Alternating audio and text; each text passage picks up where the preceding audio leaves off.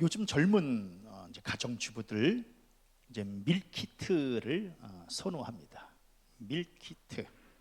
밀키트가 이제 뭐냐 하면 손질이 다 되어 있는 식재료 그리고 소스, 이걸 이용해서 그냥 쉽고 빠르게 조리해 먹을 수 있는 그런 간편식을 이야기합니다.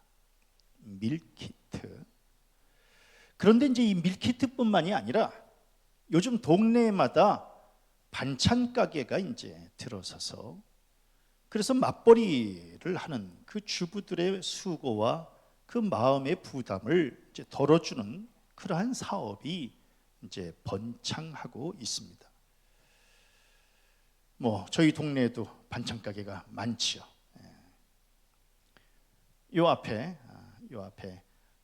이제 반찬 가게가 새로 들어서서, 그래서 개업 기념으로 이제 가서 오이 소배기를 한번 사봤습니다. 먹었더니 집에서 해 먹는 게 그게 제일 맛있다. 이제 이런 걸 또 다시 이제 느꼈습니다. 아무튼간 이제 반찬 가게들이 질비하게 이제 이렇게 세워졌습니다. 요새 새벽 배송까지 해줍니다. 그래서 새벽에 이제 아침에 일어나서 문을 열고 나가면 이제 음식 재료가 도착해 있어서, 그래서 이제 마음이 한결 가볍다고 말합니다. 그건 뭐 때문에 그렇게 그냥 반찬을 그렇게 시켜다 먹나? 물론 이제 저희 집은 그런 경우가 한 번도 없지만, 제가 이제 저희 집사람에게 그건 뭐 하는 건가? 이랬더니 하는 말이, 이것저것 가격으로 계산하면 그렇게 비싼 편도 아니라고 또 이제 말들을 합니다. 이것저것 사서 남는 거 버리고 뭐 한 끼 식사하면 그 다음부터는 안 먹고 뭐 이제 이렇게 되니까 그거 계산해서 생각하면 그렇게 비싸지도 않다는 그러한 이야기입니다. 물론 어르신들 이런 얘기 들으면 잘 이해가 되지 않습니다. 이해가 되지 않는다고 그러니까 요즘 며느리들 시어머님이 사시는 그 집에 밀키트를 배달시킵니다. 그래서 이제 아침 배송으로 이렇게 배달을 시켜서 아침에 어머님한테 전화합니다. 어머니, 문 열고 한번 나가보세요. 뭐가 와 있을 거예요. 그럼 이제 어머님이 문 열고 나가보면 그 앞에 이제 이렇게 반찬거리, 찌개거리가 이렇게 배달이 돼 와 있습니다. 그러면 이게 뭐냐? 네, 어머니, 제가 어머님을 위해서 특별히 새벽에 배달시켰어요. 잡숴 보셔요.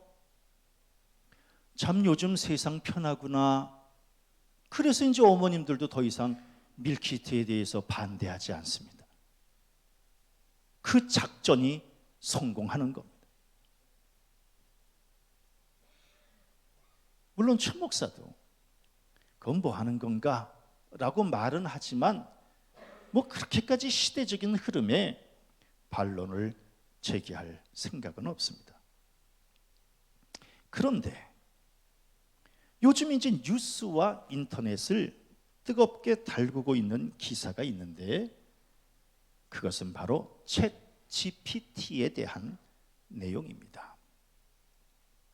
저는 이제 컴퓨터를 잘 몰라서 이 프로그램이 뭔지를 잘 모르지만, 그러나 인공지능과 연결해서 우리가 어떤 질문을 이야기하면 그냥 빠른 시간에 글로 정리해서 우리에게 제시해 준다는 그러한 프로그램입니다.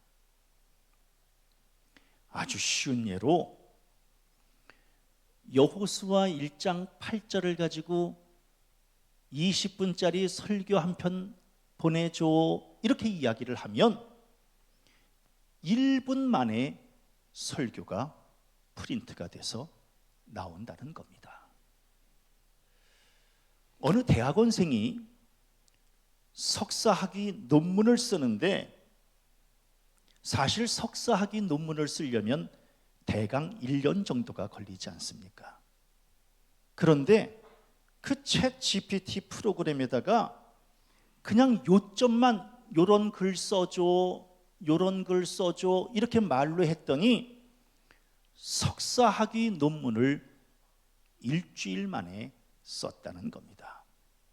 그리고 그것을 교수님에게 제출해서, 물론 교수님에게는 그 프로그램을 통해서 논문을 썼다고 말하지는 않았기 때문에 논문이 통과가 되었다고 하는 얘기입니다. 제가 어저께 MBC 뉴스를 봤는데 제가 언뜻 보니까 한 300페이지에서 400페이지 정도의 책인데, 그냥 그 프로그램에다가 이런 책을 쓰고 싶은데 책 한 권 부탁해 이렇게 이야기를 했더니 300~400페이지짜리의 이 책을 일주일 만에 써서 갖고 왔다는 겁니다. 지금 우리는 이런 세상에서 살고 있는 겁니다. 어느 목사님이 추천서를 좀 쓰고 싶어서 그 프로그램에다가 자기 나이하고 이름하고 자기 이력을 이야기했더니 거창한 추천서가 1분 만에 뽑아져 나왔다는 겁니다. 얼마 전에 친구 목사를 만났는데 양재동에서 목회하는 친구 목사가 저에게 챗 GPT 프로그램을 아느냐고 그래서 그냥 들어만 봤지 잘 모른다고 했더니 그 목사는 그 프로그램에 실행해서 설교를 뽑아봤다고 합니다. 그러면서 이런 프로그램이 좋은 프로그램이 있는데 이제 추 목사도 한번 써보라고 이야기를 했습니다.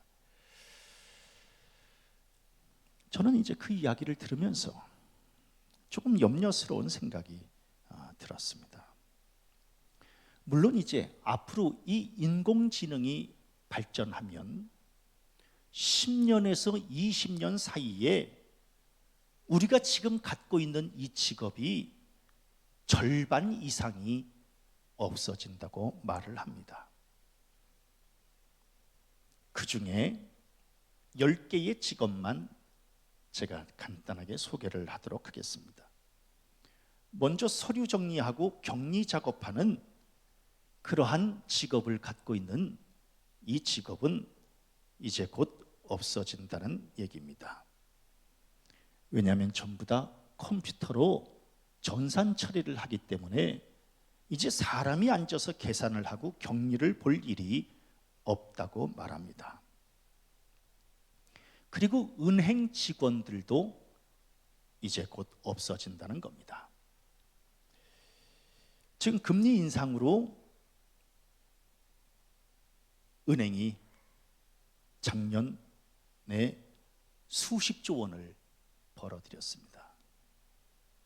그래서 이 돈으로 정리해고를 하는데 지금 돈을 쓰고 있는 겁니다. 왜냐하면 은행 직원들이 앞으로 이제 필요가 없는 시대가 된다는 겁니다. 그런데 이 사람들 내보내야 되는데 마땅히 퇴직금 줄 돈이 마련되지 않고 있었는데 다행히 작년에 이 금리가 오르는 바람에 지금 은행들이 수십조 원을 벌어들인 겁니다. 그래서 지금 정년퇴직하는 사람들 뉴스 봐서 알지만 1인당 10억 정도씩을 받고 지금 이제 퇴사를 하기 시작했다는 겁니다. 왜냐하면 앞으로는 은행 직원이 그렇게 많이 필요치 않기 때문에 그렇습니다. 경비원, 이제 로봇이 대신하는 그러한 시대가 올 겁니다. 건설 노동자들 이제 많이 없어지게 될 겁니다. 왜냐하면 3D 프린팅으로 이제는 사람이 직접 판넬을 만들고 판넬을 짜서 거기다가 콘크리트를 붓고 이제 이런 공사가 이제 사람이 하지 않아도 된다는 겁니다. 왜냐하면 콘크리트 기둥 자체도 이미 기계로 다 찍어서 나오기 때문에 이제 건축 방법도 완전히 달라져서 이제 사람이 많이 필요 없는 이러한 시대가 된다고 말들을 합니다. 요즘에 개인 택시 하시는 분들 나름대로 이제 연세 들어서 이제 그것으로 또 뭐 나름대로 직업과 부업을 겸해서 하고 있지만 많이 진척됐습니다. 이제 개인 택시나 택시가 운전사 없이 자율주행으로 택시가 움직여지는 시대가 이제 곧 다가오게 될 것이다 라고 하는 겁니다. 그래서 핸드폰으로 내 집 주소만 찍어서 보내면 집 앞에 택시가 오게 될 것이고, 그리고 내가 가야 될 목적지도 그냥 핸드폰으로 찍으면 그냥 운전사 없이 그냥 그 차가 가게 되어지는, 그래서 지금은 그냥 작은 차뿐만이 아니라 버스도 지금 시험 운행을 하고 있는 상황입니다. 그래서 운전사가 이제 앞으로 필요 없는 시대가 될 것이다 라고 하는 거죠. 또 철도 기관사도 이제 필요 없는 시대가 된다는 겁니다. 왜냐하면 무인 운전 시스템을 다 갖추어서 이제 철도 기관사도 필요 없고 작가도 필요 없다는 겁니다. 그래서 그런지 요즘 엄청 이 AI 프로그램으로 만들어낸 이 책들이 쏟아져 나오고 있습니다. 이제 앉아서 글 쓸 필요가 없다는 겁니다. 신문 기자들도 이제 앉아서 글 쓸 고민을 하지 않아도 된다는 겁니다. 이제 그냥 그 프로그램에다가 그냥 한국 정치의 문제와 해결 방안 글 써줘 이러면 그냥 1분 내에 글이 쏟아져 나오는 시대가 된다는 겁니다. 호텔리어, 즉 호텔에서 근무하는 사람들 이제 필요 없다는 겁니다. 다 로봇으로 대신한다는 겁니다. 공장 노동자들도 생산 라인을 다 기계화하기 때문에 그렇게 사람이 많이 필요 없는 시대가 된다는 겁니다. 저는 이러한 이야기를 다 들어도 목회자는 끝까지 존재할 것이다, 이렇게 생각을 하고 있었습니다. 왜냐하면 인간은 영적 존재로 지음을 받았고, 그리고 성도들의 영적 생활을 위해서는 목회자가 반드시 필요할 것이다, 이런 이제 확신을 가지고 지냈습니다. 그런데 요즘에 이 챗 GPT로 설교를 만들어 준다고 하니까 왠지 위기의식이 이제 다가오게 되는 겁니다. 물론 목사의 일이 설교만 하는 것은 아니지만 그래도 목사가 가장 중요한 이 목사의 사역 중에 하나가 바로 설교 아니겠습니까? 그런데 설교가 1분 만에 만들어져 나온다고 하니 과연 이 세상이 어떻게 될 것인가 라고 하는 이제 고민이 생기게 된 겁니다. 그런데 한 가지 불행 중 다행인 게 있었습니다. 어느 목사님이 자기 추천서를 이제 쓴 것을 이제 페이스북에다가 올렸습니다. 그리고 어느 목사님이 1분 만에 쓴 설교, 20분짜리 설교를 이제 올렸습니다. 그래서 제가 이제 그 설교와 추천서를 읽어봤더니 아하, 감동이 없고 생명력이 없었다라고 하는 겁니다. 더 중요한 게 있습니다. 그 추천서와 그 설교가 최 목사만 못했다는 겁니다. 믿거나 말거나.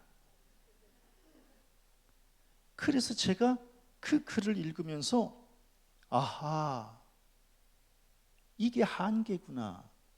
기계가 만들어낸 글, 기계가 만들어낸 설교의 한계가 이거구나. 그럼에도 불구하고 오늘날 사람들이 밀키트와 반찬 가게를 찾듯이 설교도 혹시 간편식 설교를 찾으면 어떡할까? 이게 이제 조금 염려가 됐던 겁니다. 우리들 밀키트 나쁘다고, 예? 인스턴트 나쁘다고 얘기해도, 그리고 엄마가 만들어주는 그 직접 만들어주는 반찬이 좋다고 말을 해도 여전히 지금 밀키트가 잘 팔리고 여전히 반찬 가게가 성업을 하고 있듯이, 우리 교인들 기계로 만들어낸 설교, 생명력이 없고 감동이 없다 그래도 간편식 설교로 혹시 지금 찾고 있는 것은 아닐까, 또 찾게 되지 않을까에 대한 염려를 이제 하게 된 겁니다.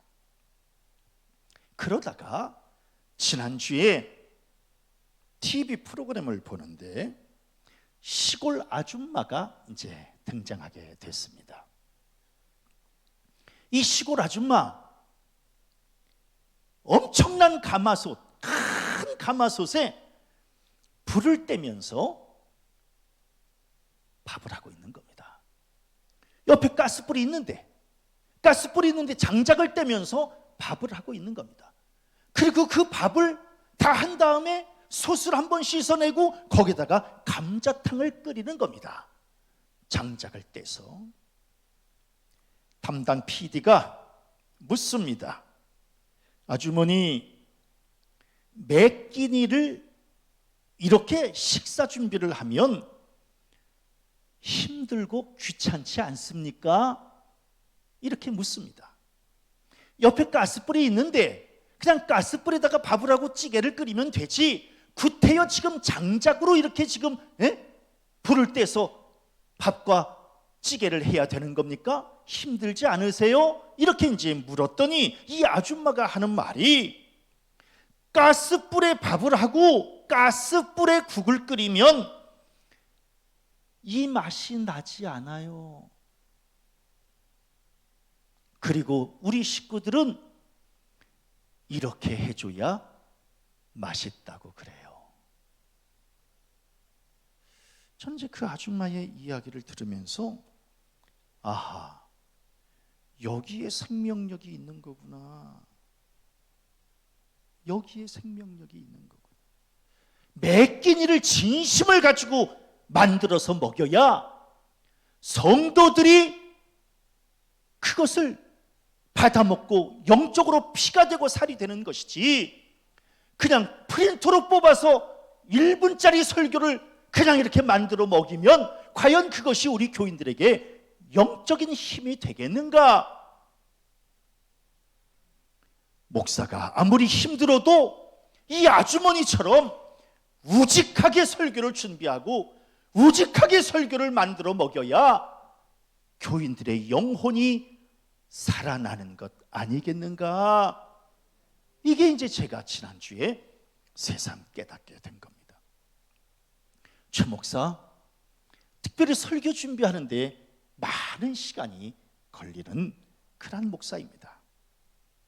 성경 말씀을 읽지요, 설교 구상을 합니다, 참고 서적을 읽지요, 그리고 습작을 합니다. 그리고 정식으로 원고를 쓰게 되면 적어도 3일 정도의 시간이 걸리게 되는 겁니다.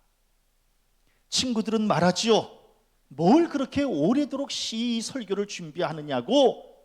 그런데도 불구하고 최 목사는 설교 준비에 유난히 시간을 많이 씁니다. 그러면 주일 낮 예배 설교만 있는가? 주일 오후 예배 설교도 있고, 새벽 예배 설교도 있고, 금요 기도의 설교도 있고, 또 최 목사는 지난 35년 동안 주보에 이렇게 글을 써왔는데 이 글 한 편을 쓰는 것이 얼마나 시간이 많이 걸리는지 모릅니다. 그리고 또 이제 3월 달부터 시작되는 성경 공부, 수요 성경 공부를 위해서 또다시 또 공부를 또 시작해야 되는, 그러다 보면 한 주간의 시간이 어떻게 흘렀는지 모르게 시간이 흐릅니다.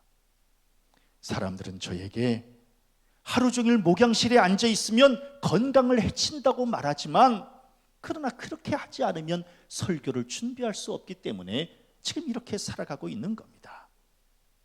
오늘도 제가 주보에 그런 글을 썼지만, 하루 종일 목양실에 앉아 있으면 많이 건강에도 힘이 들고 많이 어렵습니다. 그러나 이 솥단지에다가 밥을 하는 이 아주머님의 이 우직함, 이것만큼은 놓치지 말아야 되는 게 아닌가라고 하는 심정으로 이렇게 설교를 준비하고 있는 겁니다. 다른 목사님들은 표절을 하기도 합니다. 다른 목사님의 설교를 그냥 이렇게 긁어다가 갖다가 하시는 분도 있습니다. 그런데 저는 또 성격상, 양심상 그게 잘 되지 않습니다. 그러니까 직접 만들어서 이렇게 먹이는데, 그런데 이 챗 GPT 이 프로그램의 이 소식을 들으니까 저도 그냥 처음에는 솔깃했습니다. 얼마나 편해요. 예? 여호수아 1장 8절 설교 부탁해, 이러면 그냥 설교가 쫙 나오니 이게 얼마나 편해요.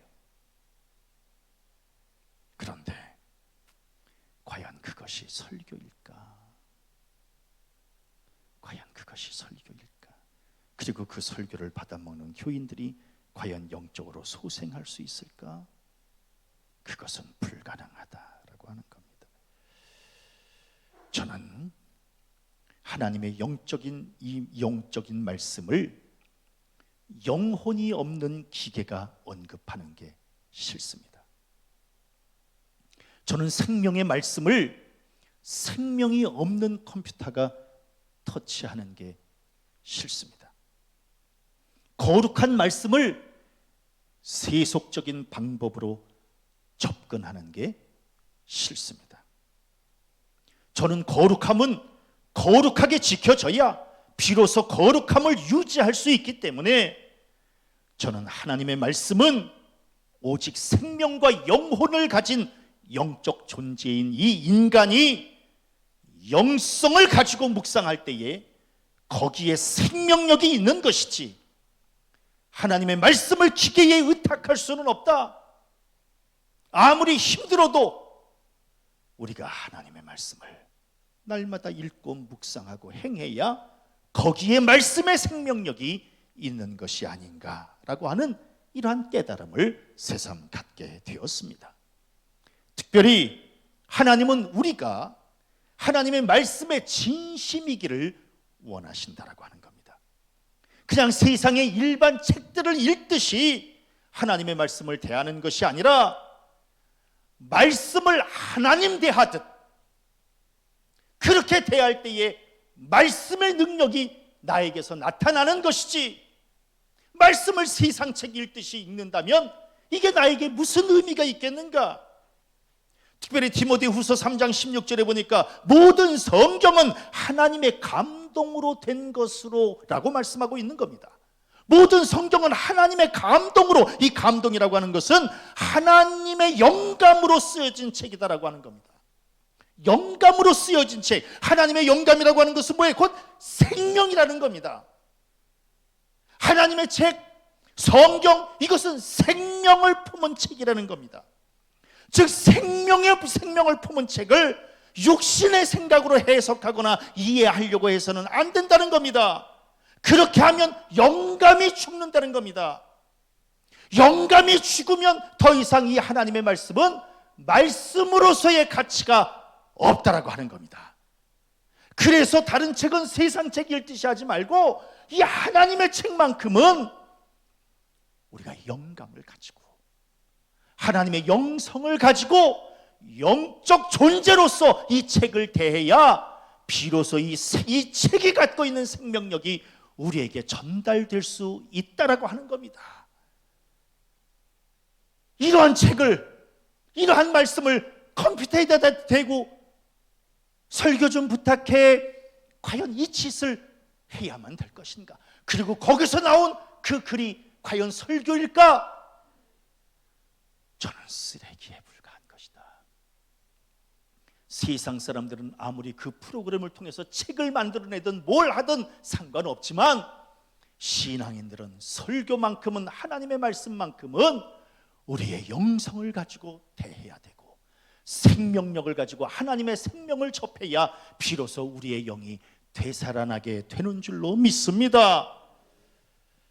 영감이 없는 컴퓨터가 영감이 있는 말씀을 어떻게 다룰 수 있겠는가? 그럼에도 불구하고 지금 많은 사람들이 그 프로그램에 혹하고 있는 겁니다.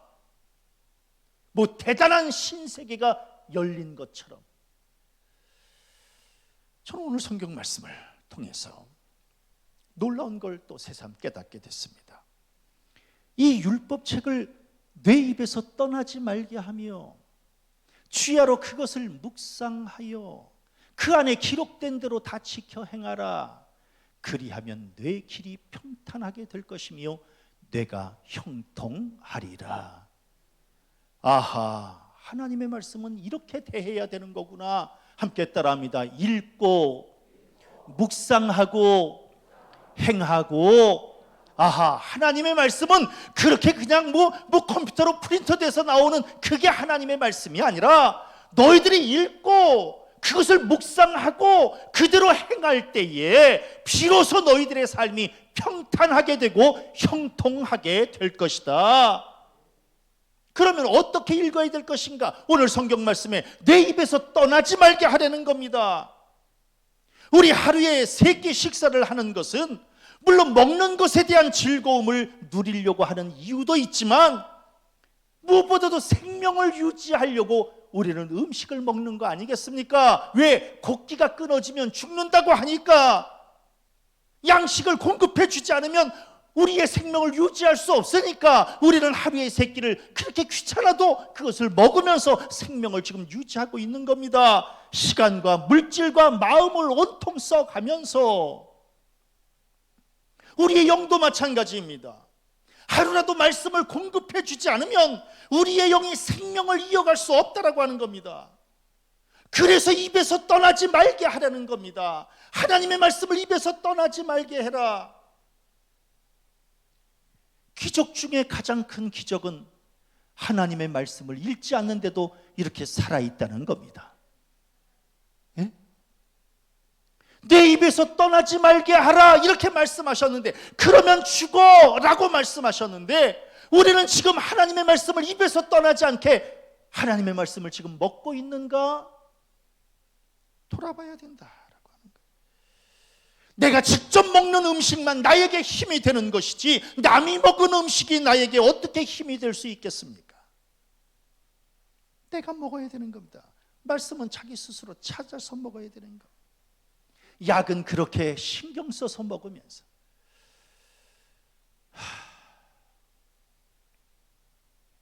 나이가 들수록 약을 많이 잡수지 않습니까? 저도 요새 뭔가 한 가지 약을 또 더 추가해서 지금 아침마다 또 그것을 또 먹고 있습니다. 약은 시간 맞춰서 챙겨 먹으면서 하나님의 말씀은 내 입에서 떠나지 말게 하라고 하는 이 말씀에 지금 우리가 얼마나 순종하고 있는지. 사람은 무엇을 먹고 사느냐에 따라서 그 사람의 인격과 성격 다 드러나는 거 아니겠습니까? 먹은 대로 형성되는 것이다라고 하는 거예요. 그래서 익혀서 먹는 사람보다 날 것을 먹는 사람이 더 성격이 강한 거 아니겠습니까? 야채를 먹는 사람보다 고기를 먹는 사람이 더 성격이 강하게 형성되는 겁니다. 패스트푸드 먹는 사람보다 집밥을 먹는 사람이 더 마음이 인내하고 느긋한 성격을 품게 되는 거 아니겠습니까? 왜? 사람은 무엇을 먹느냐에 따라서 그 성격이 형성되기 때문에 그렇습니다. 마찬가지로 어떤 하나님의 말씀을 먹느냐가 그 사람의 삶과 신앙의 방향을 결정짓는다라고 하는 겁니다. 그런데 컴퓨터가 만들어준 그 양식을 먹을 것인가? 그래서 아무런 영양가도 없고 생명력도 없는 그 말씀을 먹고 배가 부르다고 앉아 있을 것인가? 그럴 수 없다. 저는 기계적인 말씀을 먹고 어떻게 영적인 존재가 영성을 키울 수 있겠는가? 절대로 그럴 수 없다. 저는 하나님의 말씀을 직접 먹어야 되고, 목사가 영성을 가지고 만들어주는 음식을 맛있게 먹어야 되고, 그래야 우리 성도들의 영이 꿈틀거리는 것이지, 그 챗 프로그램을 통해서 만들어 놓는 그 음식, 그 설교가 우리에게 무슨 의미가 있겠는가라고 하는 거예요. 다른 거는 다 놓쳐도 하나님의 말씀만큼은 우직하게, 그래서 저는 신앙은 보수적이어야 된다라고 고백하는 사람입니다. 다른 거 없습니다. 하나님의 말씀은 내 입에서 떠나지 않게 주야로 하나님의 말씀을 읽고 공급받는 우리 성도들 되어지시기를 바랍니다. 그리고 오늘 성경 말씀에 주야로 묵상해라. 묵상이라고 하는 것은 뭐예요? 말씀을 음미하려는 겁니다. 말씀의 깊이를 느끼려는 겁니다. 그래서 말씀을 우리의 심령에 가득 채우려는 겁니다. 왜? 채워져야 밖으로 흘러 넘치기 때문입니다. 말씀으로 채워져야, 말씀으로 아구까지 채워져야 입을 열면 말씀이 나오게 되는 것이더라고요. 그래서 저는 말씀은 자기만을 위한 게 아니라 입 밖으로 말씀이 나와서 다른 사람들에게까지 영향을 끼치도록 하기 위해서 말씀을 묵상할 필요가 있다라고 하는 겁니다. 매일매일 말씀을 묵상하는 겁니다. 우리 친구가 그런 얘기를 합니다. 바쁜 일이 있어서 2주간을 다른 목사님의 설교를 갖다가 드렸다는 겁니다. 예배를. 그런데 2주간을 설교 준비 안 하고 다른 목사님의 설교를 가지고 설교를 했더니 자기가 깨닫게 된 게 2주간밖에 그렇게 안 했는데 셋째 주에 자기가 설교를 준비하려고 성경책을 폈더니 영이 막혔다는 겁니다. 저는 그 말에 동감합니다. 말씀을 날마다 묵상하지 않으면 영이 막힌다라고 하는 겁니다. 그리고 더 웃기는 것은 2주간 동안 설교 준비를 안 하면 그 다음부터는 설교 준비를 하고 싶은 마음도 없어진다는 겁니다. 왜? 게으름에 빠져서. 그래서 날마다 말씀을 입에서 떠나지 말게 하고 날마다 말씀을 묵상해야 될 이유가 여기 있는 거구나. 우리 성도들 그런 거 없어요? 교회를 한 2주간만 빠져도 교회 별로 나오고 싶어 하지 않습니다. 그래서 지금 우리가 코로나 때문에 이 어려운 시절을 지금 보내고 있는 거 아니겠습니까? 교회를 매주 나와야 영적인 흐름이 꺾이지 않는데 교회 한 2주간만 나와도 굉장히 낯설게 느껴지는 겁니다.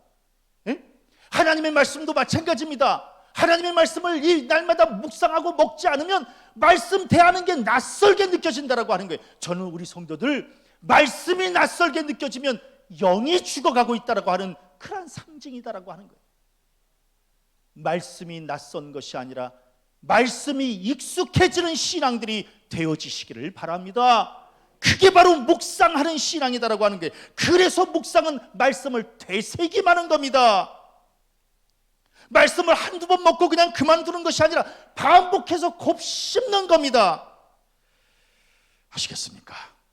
예? 곱씹어야 되기 때문에 주야로 해야 되는 겁니다. 지속적으로 항상 쉬지 말고 범사의 말씀을 묵상하고 곱씹어야 되는 것이더라고요. 한두 번의 묵상으로 신앙이 성숙하는 게 아닙니다. 성숙이라고 하는 것은 시간을 요하는 겁니다. 지속적이고 반복적인 행위가 뒷받침되어지는 것이 이게 바로 묵상이다라고 하는 겁니다. 조 목사도 마찬가지입니다. 평생을 말씀을 묵상하면서 사는 겁니다. 저는 이것을 짐으로 생각하지 않습니다. 저는 이것을 힘으로 여깁니다. 내가 무슨 복이 이렇게 많아서 매일같이 말씀을 묵상하면서 살아갈 수 있는지, 이것은 복받은 삶이다라고 하는 겁니다. 저는 이러한 말씀 묵상의 복을 최 목사뿐만이 아니라 우리 성도들도 함께 받아 누리시기를 바랍니다. 말씀을 주야로 묵상할 때 영적인 힘이 생기는 겁니다. 왜? 모든 힘과 능력은 말씀의 지속에서 나오는 것이기 때문에 그렇습니다. 제가 어저께 이제 결혼식장에 잠깐 다녀왔습니다. 다녀왔는데 우리 친구가 저한테 그런 얘기를 합니다. 규환아, 너는 어떻게 그렇게 매주 그렇게 글을 쓰고 매주 설교를 그렇게 다 토시 하나 안 틀리고 그렇게 쓰니? 무섭다. 그러면서 그 친구들이 저를 이렇게 좀 조금은 좀 이렇게 무시하지 못하는. 그래서 제가 어저께 또 새삼 느꼈습니다. 목사의 힘은 말씀에서 나오는 겁니다. 목사의 힘은 어떤 직위, 직책 이런 데서 나오는 게 아닙니다. 목사의 힘은 얼마나 이 말씀을 묵상하며 나의 것으로 체득화했는가에 이게 목사의 힘이 나오는 것이지. 이게 단순히 목사만이 아니라 우리 성도들도 마찬가지 아니겠습니까? 우리 성도들도 세상 것 가지고 힘으로 여기지 마시고 하나님의 말씀으로 힘을 삼으시기를 바랍니다. 그런데 1분 만에 만들어지는 이 설교를 가지고 어떻게 힘을 낼 수 있겠습니까? 여호수아 1장 8절로 설교 만들어줘 했는데 세상에 그냥 다른 교회 목사님도 똑같이 여호수아 1장 8절로 설교줘. 근데 똑같은 설교를 지금 전국적으로 지금 하고 있다고 생각해 보세요. 이것처럼 끔찍한 일이 어디 있습니까? 지금 세상은 이렇게 아무리 돌아가도 신앙만큼은 아무리 무식해도 읽고 묵상하고 행하고 다른 거 없습니다. 함께 따라합니다. 읽고 묵상하고 행하고 여기에 생명력이 있다라고 하는 겁니다. 저는 겉으로 번듯한 것이 좋은 게 아니라 생명력을 품고 있는가? 특별히 제 목사의 관심은 그겁니다. 생명력을 품고 있는가? 영감이 있는가? 감동이 있는가? 아무리 미사옥으로 아무리 화려하게 설교를 한다 할지라도 이 안에 생명력이 있는가? 영감이 살아있는가? 빠름이 좋은 게 아니라 기품이 좋은 것이다. 그냥 빨리 설교 한 편 만들어내는 게 중요한 게 아니라 얼마나 깊은가, 얼마나 하나님께서 이 말씀을 통해서 역사하시는가, 이것이 더 중요한 거 아니겠어요? 그런데 생명력과 기품이 없는 이 책 프로그램으로 만든 이 설교가 우리에게 무슨 의미가 있겠는가? 저는 우리 성도들 간편식 설교 먹지 말고 주야로 음미하고 묵상하며 되새김하는 그러한 깊은 설교를 먹고 또 깊은 말씀을 스스로 먹고 신앙생활을 꾸려가시기를 간절히 바랍니다. 마지막으로 다 지켜 행하라. 말씀이 동반되지 않는 이 행함이 동반되지 않는 믿음이 무슨 믿음일까? 죽은 믿음입니다. 왜 성경을 읽는가? 왜 묵상을 하는가? 간단합니다. 행하기 위함입니다. 행함이 뒤따를 때에 그 말씀이 온전히 나의 것이 되는 것이지, 행함이 없는 믿음, 행함이 없는 말씀이 우리에게 무슨 의미가 있겠어요? 이스라엘 백성들이 책망을 받은 이유가 하나님을 믿지 않아서입니까? 아닙니다. 아니에요. 행하지 않았기 때문입니다. 뭐 때문에? 바리새인들 얼마나 말씀에 능통해요. 서기관들, 율법학자들 아주 말씀을 꿰뚫고 있었지만 예수님께 책망을 받은 것은 말씀을 몰라서가 아닙니다. 말씀을 읽지 않아서, 묵상하지 않아서가 아닙니다. 말씀대로 행하지 않아서 책망을 받은 것이다라고 하는 거예요.